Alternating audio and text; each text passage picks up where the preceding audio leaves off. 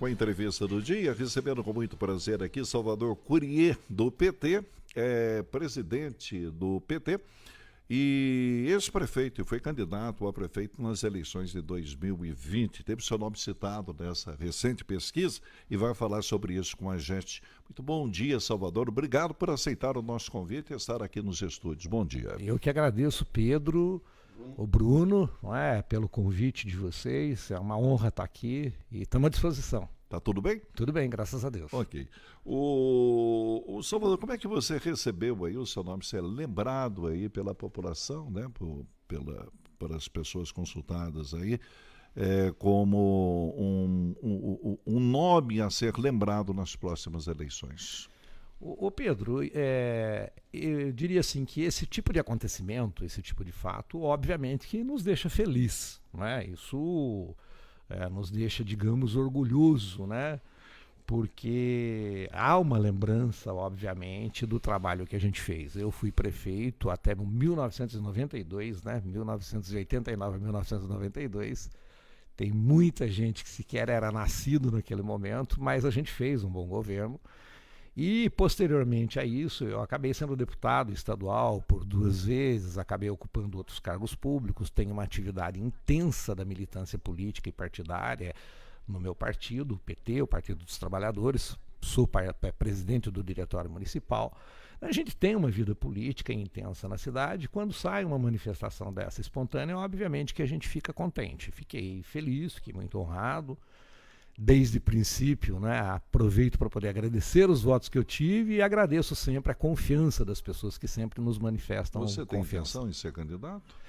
Nós estamos discutindo isso intensamente dentro do PT. O PT já iniciou esse processo de conversa e é desejo nosso dentro do PT, dentro do Partido dos Trabalhadores, que a gente tenha uma candidatura própria.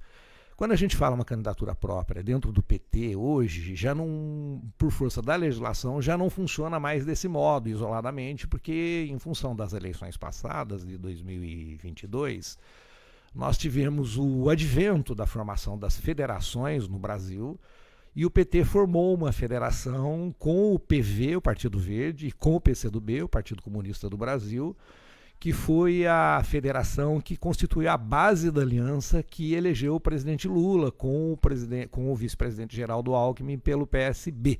Não é? Então, quando nós fazemos essa discussão, hoje, nós não podemos mais fazer a discussão individualmente como PT, nós obrigatoriamente temos que fazê-la como federação, PT, PV e PCdoB. Então, veja, por exemplo, nas eleições de 2020, em Taubaté, o PV não estava ainda organizado, como já está organizado hoje. O presidente é o Henrique Nunes, que foi vereador.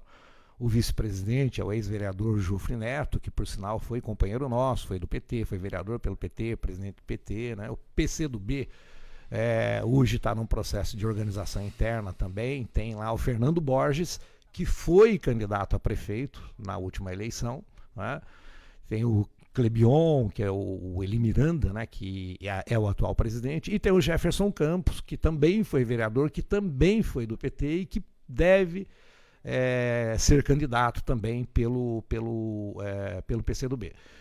Então, hoje, nós admitamos que fosse uma decisão pessoal de Salvador Courier, eu quero ser candidato a prefeito. Admitamos que fosse uma decisão pessoal do Fernando Borges, que diga eu quero ser candidato a prefeito novamente pelo PCdoB. E admitamos que uma das pessoas, lideranças do PV, qualquer que fosse, desejasse ser candidato a prefeito. Nós não podemos mais discutir a candidatura a prefeito do PT e não temos a possibilidade de ter uma candidatura do PT, uma do PV, uma do PCdoB. Não se pensa mais individualmente, nem internamente no PT, por conta da nossa prática interna, e menos ainda por conta da legislação, porque nós somos obrigados a lançar uma única candidatura. Então, o PT, o PV e o PCdoB obrigatoriamente lançarão uma candidatura em Taubaté, que poderá ser a minha e que poderá ser de outro companheiro, de outro Isso companheiro. Isso pode até aumentar em matéria de participação partidária, porque você acredita numa aliança até maior, de uma união de outros partidos, junto com a federação? A ideia da gente é exatamente essa. A ideia da gente é discutir aqui em Taubaté uma candidatura pela federação, como foi a candidatura do presidente Lula, e a gente expandir esse diálogo para que a gente possa buscar composição com outros partidos, como fez o presidente Lula, incluindo tendo o vice-presidente Geraldo Alckmin, que é do PSB. Né? Quem poderia? Então, a gente ainda não está discutindo nomes, mas partidos sim. Né? Então, nós já iniciamos um processo de discussão formal, né, com o PSB, com a Rede e o PSOL, que formam uma outra federação, né? E a Rede e o PSOL, inclusive, para se ter ideia, eles devem ter a candidatura a prefeito do deputado federal Guilherme Boulos, que na capital São Paulo, e muito provavelmente, tudo caminha nessa direção, terá o apoio do PT. Né? E, portanto, terá o apoio da federação da qual o PT faz parte. Então, essa é uma discussão muito interessante, porque nós não discutimos nacionalmente que o PT, por ser respeitosamente em relação a todos os demais partidos, o maior partido, com a maior base no Congresso Nacional, com o maior tempo de televisão, maior estrutura de organização no país, nós não discutimos que as candidaturas tenham que ser do PT. É uma questão de composição local e poderão ter candidaturas de outros partidos que, da nossa base, digamos assim, que a gente vem apoiar. Então, em Taubaté nós estamos discutindo, existem outras candidaturas que, no princípio, compõem o nosso campo, né? Falávamos aqui no bate-papo informal, gostoso antes, o Bruno me faz a pergunta da conversa com cidadania, da conversa com solidariedade. São partidos em relação aos quais nós pretendemos conversar com o partido. Obviamente, alguns dos partidos têm lideranças com disposição de ser candidato a prefeito, o caso do Solidariedade em Taubaté, que tem a candidata Loriene, que foi vereadora, que já foi candidata na eleição passada e também postula ser candidata nessas eleições. Como eu gosto de falar sempre, né, a política, a boa política, é um processo de construção. É um processo de muito diálogo, é um processo de muito respeito. Né? Nós não somos donos da verdade. As pessoas não têm necessariamente que nos apoiar porque a gente quer que seja desse modo. Não, queremos discutir um projeto para Taubaté que seja democrático, para a gente poder mudar de fato a história de Taubaté, que vem passando por problemas aí enormes. Bruno? Salvador, nessa pesquisa, além do seu nome, vários outros nomes foram mencionados, políticos dos mais diferentes espectros políticos. Dá para fazer uma leitura de por que a pesquisa indicou tantos nomes assim da realidade local da política da cidade? Na verdade, agora, é Bruno, importante citar aí, viu, Bruno, dentro da sua pergunta, que é interessante, o Salvador vai falar, mas lembrando que essa pesquisa é estimulada. Ou seja, foi o jornal que passou os nomes para os eleitores. Né? Ela estimula. Nessa lista aqui, você votaria em quem? Funciona assim, né, o Salvador? Não é espontânea da pessoa, quem que você votaria? Não, tem um nome, a pessoa corre ali, parou no Salvador, não gosto desse daqui, e xizinho do Salvador. Funciona assim. Na verdade, as pesquisas, digamos assim, corretas do ponto de vista técnico, não é? Porque pesquisa é científica. Pesquisa não é chute, né? Tem essa coisa da conversa do boteco que a gente faz, né? Em tudo quanto é esquina, no barzinho e tal, no café, que a gente conversa e quem que você acha que vai ser aquela coisa? Isso é uma coisa. A pesquisa técnica científica, ela pode fazer uma série de perguntas, mas digamos que as perguntas básicas seriam duas, né? A primeira é que aquilo que a gente fala que é a pergunta espontânea, que a gente chega para qualquer cidadão, isso tem um critério para a escolha das pessoas que vão ser entrevistadas, idade, né? Proporcionalmente por social, sexo, né? Por gênero, homem, mulher, por raça, por religião, por idade, enfim. E a primeira pergunta sempre é de manifestação espontânea. Se a eleição fosse hoje, em quem que a senhora, em quem que o senhor votaria para prefeito, presidente da República, enfim, qualquer que seja. Sem apresentação de nenhum nome. Né? E a pessoa vai dizer o nome que ela lembra. Né? Então aparece nessa pesquisa 500 nomes, porque a pessoa às vezes fala até de brincadeira, votaria no fulano de tal por brincadeira, por gozação. Eu voto no Albert Einstein, né? Por exemplo, qualquer que seja. Essa é a pesquisa espontânea. E ali vai aparecer um leque, um número muito grande de pessoas. A segunda é que o organismo, a entidade que faz a pesquisa, ela faz uma conversa antes, né? Ela faz uma pesquisa dela antes, que é essa conversa do boteco, não é? Para poder sentir quem são os prováveis nomes, e aí ela faz uma segunda pergunta estimulada, onde ela apresenta um disco com todos os nomes em ordem alfabética e com o mesmo tamanho ocupando no disco, para não ter um nome que apareça maior do que o outro, que chame mais atenção do que o outro. E daí, depois que ela faz a pergunta, se a eleição fosse hoje, em quem que a senhora votaria, em quem que o senhor votaria, espontaneamente, depois que a pessoa responde, ele apresenta um disco e faz. E se a eleição fosse hoje e os candidatos ou as candidatas fossem esses, em quem que o senhor ou a senhora votaria? Aí é a pergunta, a resposta estimulada, né? Nesse caso, em Taubaté, eu não sei como foi o critério, acho que é o jornal Vale, né, que fez a pesquisa, né? Foi em maio, né? Eu não sei como é que eles fizeram esse processo de escolha dos nomes, mas o fato é que aparece uma série de nomes ali, 17 nomes, 18 nomes, que a gente sabe, a gente que está na política no dia a dia, a gente sabe que aquilo ali não vai acontecer. Aquilo ali não é real. Não é? Por exemplo, ali tem nomes que são da coligação ou da federação que o PT participe que não pode. Não pode mais, por exemplo, como eu falei hoje, não pode mais ter o Salvador Courier e o Fernando Borges. Não pode mais querer ser. Tem que ser um processo de discussão. Agora, nesse ponto é interessante, Salvador, você explicar para a gente o seguinte.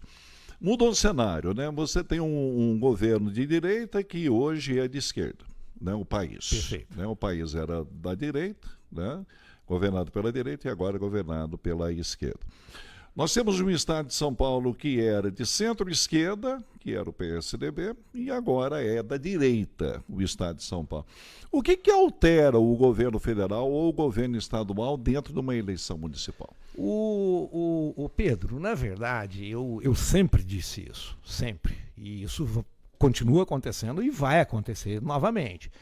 É muito comum, principalmente numa eleição municipal, e especialmente no interior, nas pequenas cidades, nos rincões, como a gente fala, que as pessoas que são candidatos por um ou por outro partido, qualquer que seja o espectro ideológico, nem sempre elas são identificadas com aquele espectro ideológico. Então você tem pessoas que estão em partidos que nós chamamos do campo da esquerda, você tem pessoas que não são necessariamente de esquerda, de repente são de centro-esquerda, de repente são de centro. Do mesmo modo no campo da direita. Você tem pessoas que estão em partidos do campo da direita e que não necessariamente são pessoas de direita. Não é? E é comum a gente ouvir dizer que as pessoas não votam em partido, votam em pessoas.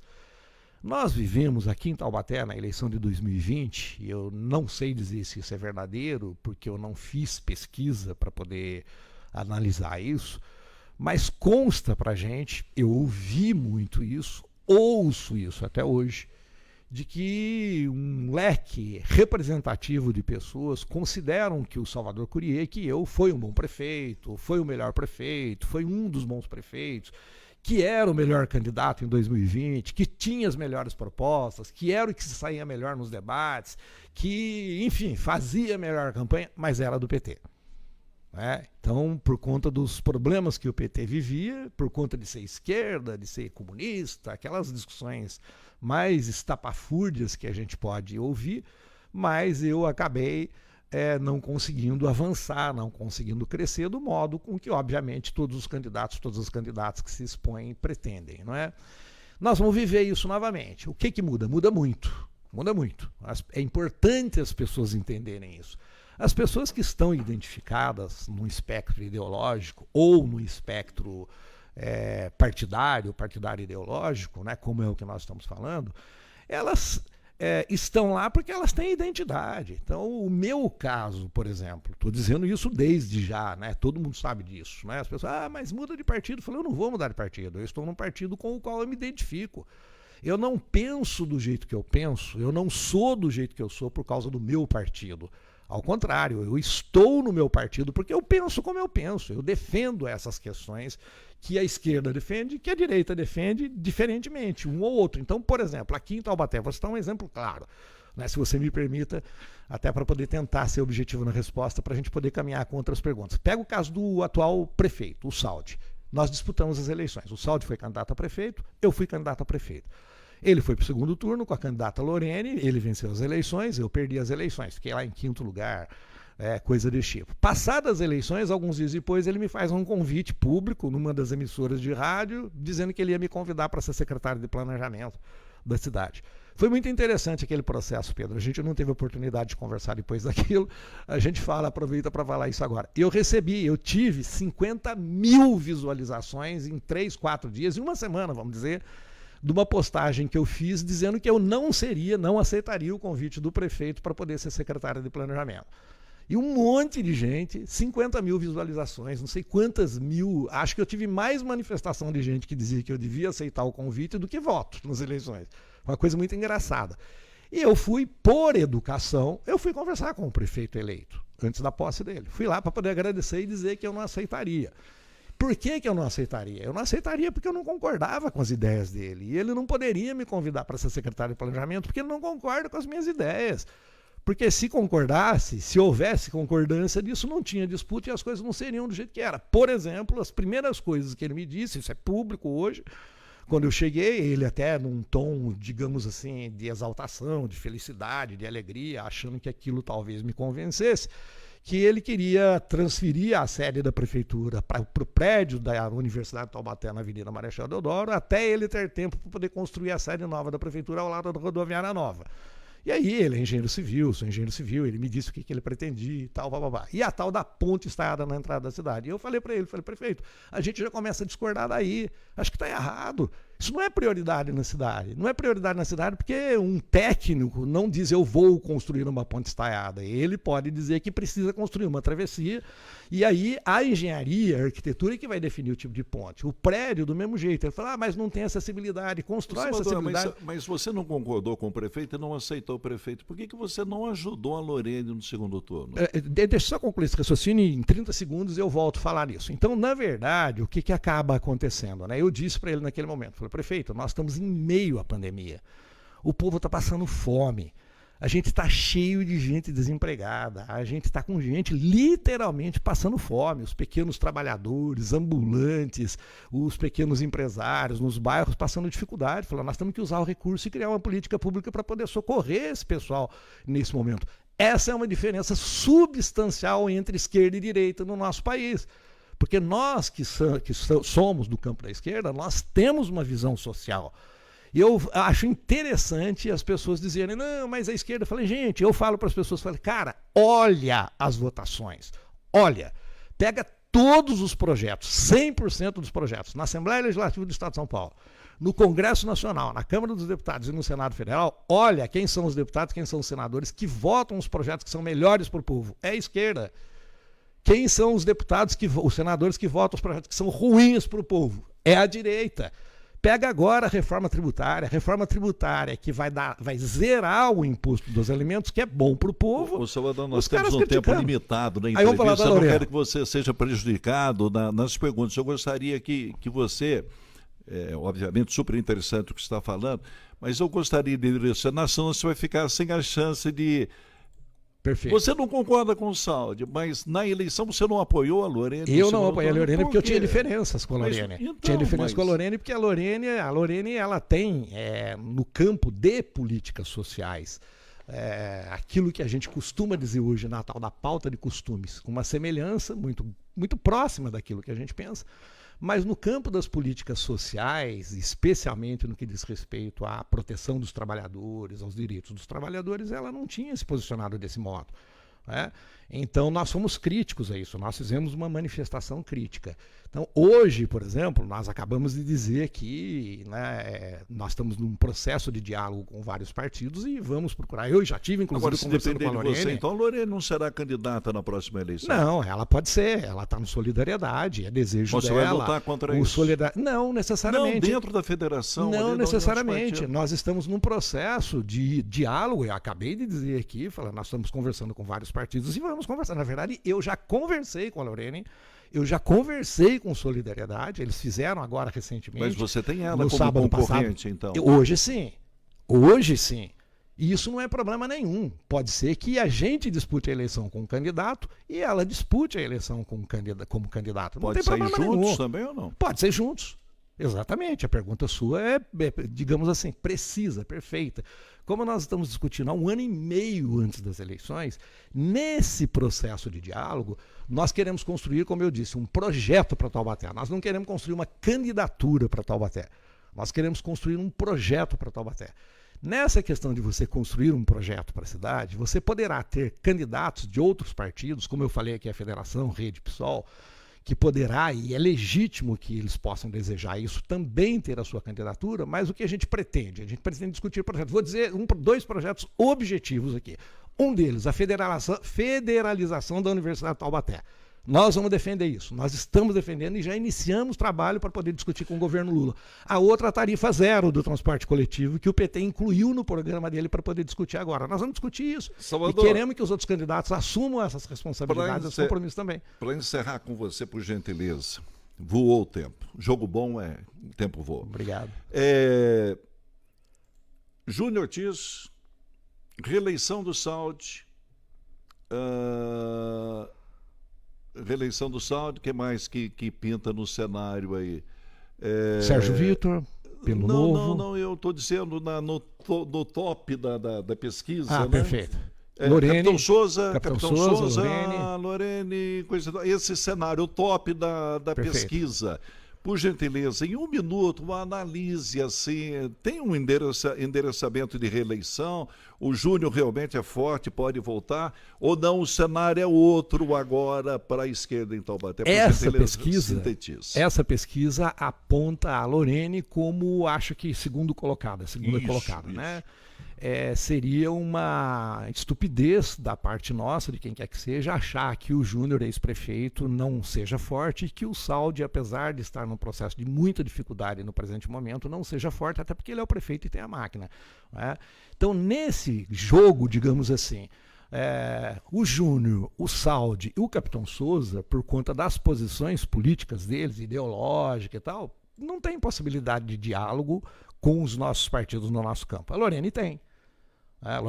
Porque é isso que a gente falou. Há espaço para diálogo, para a gente poder construir um projeto junto, que poderá, num primeiro turno, na eleição de 2024, ter 3, 4 candidatos. Eu poderia ser candidato, a Lorene poderá ser candidata. Mas a gente ter um projeto comum, próximo, estreito, dialogado, que permita com que, se eu for para o segundo turno, ela me apoie.